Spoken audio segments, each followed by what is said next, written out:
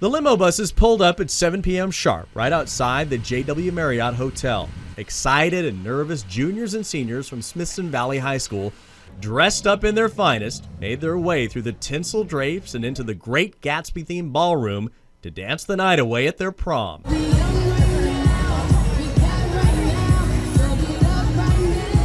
Among the sea of faces on the dance floor, Olivia Morkovsky and Coleman Cooper, both autistic. The two have known each other since 6th grade, and tonight they have a big surprise coming. The couple is nominated for Prom King and Queen. It just is so heartwarming and wonderful that the students here at Smithson Valley are so good to, the special needs community, and they just accept them and love them so much, and it's just so heartwarming. It was wonderful. After the kids showed off a few of their moves, it was time for the awards. The winners came and went, most likely to succeed, most likely to blow it all in Vegas, and then the big one, Prom Queen. Olivia Morkowski. And King.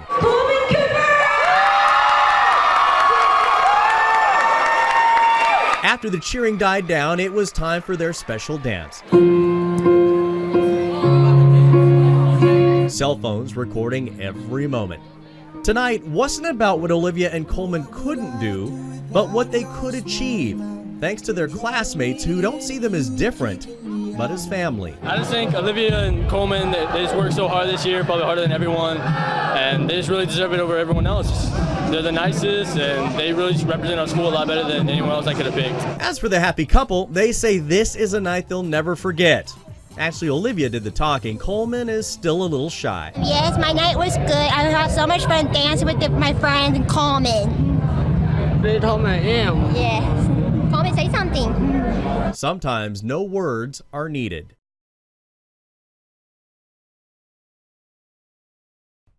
Joel Martinez Jr. was last seen on this street, Avenue G, here in Poteet. He was coming to visit a friend who lives on this road, but he was never heard from again. Right here in the back. Good job, Maddie. 9-year-old Mariah and 7-year-old Madeline Martinez aren't yet big enough to put these flyers up themselves.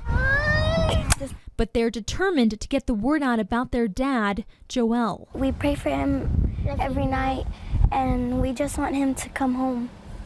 Because every night he comes to our room and gives us a kiss. They've been missing those kisses since their dad went missing on July 3rd. We don't know what happened to him. Joel's wife, Laura, says she last heard from him around 3 o'clock that afternoon. He said he would be home later that evening after visiting his friend. Joel didn't come home all night. She says she confronted the friend Joel visited, and he told her he didn't know where Joel was, but his truck and keys were still at the house. He seemed to appear scared, nervous.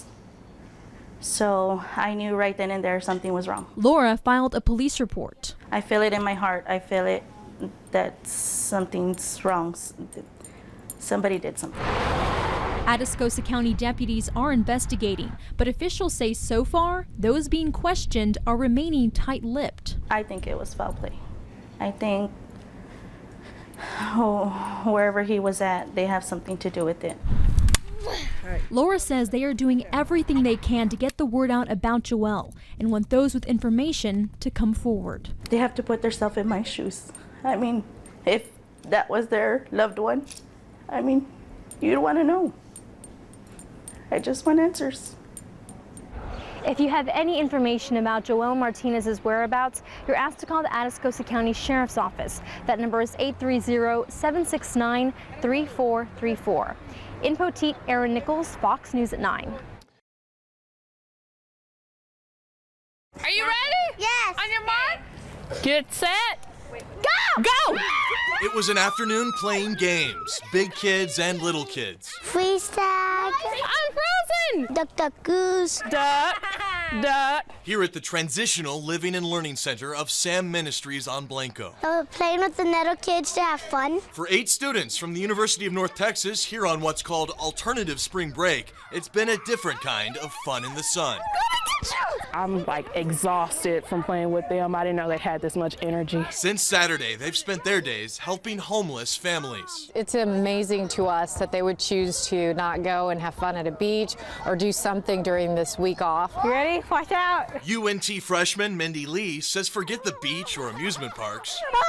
There are so many multiple ways of having fun. Each personality is different. Cleaning out warehouses, organizing donations, passing out food. And they come and they do them without complaining. They're happy, they're excited. Tomorrow they're leaving, that's why this is the last day to be here. 6-year-old Ariana Luna says she'll never forget them, especially Jordan.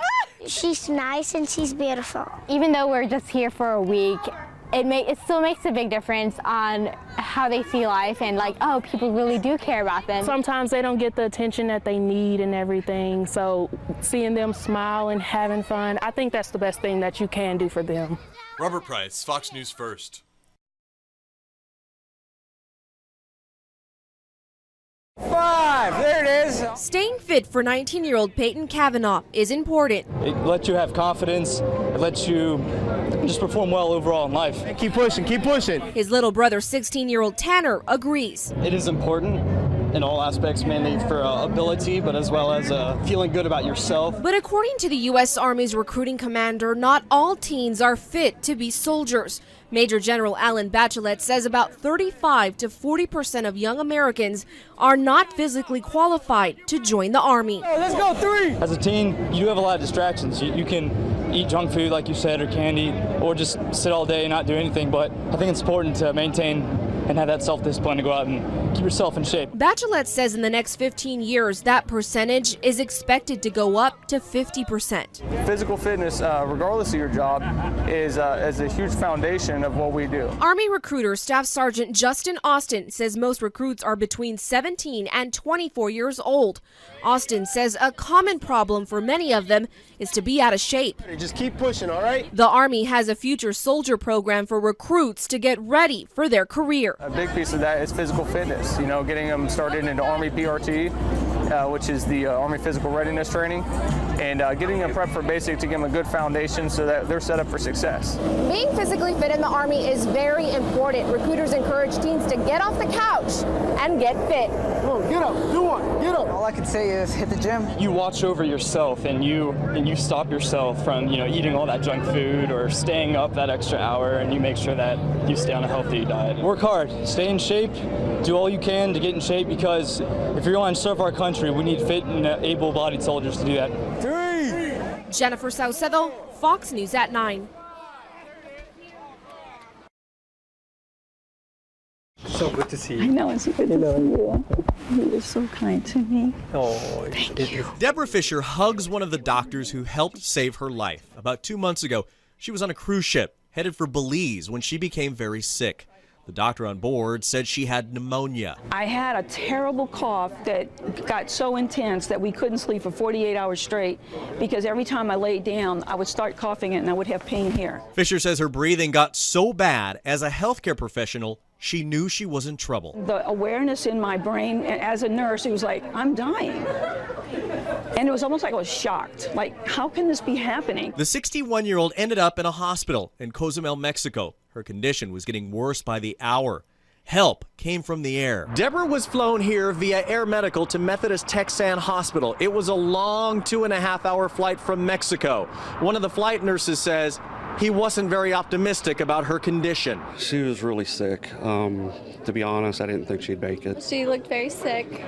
She required a lot of oxygen supplementation, and we couldn't do a whole lot of activity because of how short of breath and how sick she was. It was while she was recovering in the ICU at Methodist Texan Hospital that she says she felt something. It felt like someone was literally putting their hands. Do you feel my hands? Yeah. Now, if you were laying in bed, you'd feel them even more.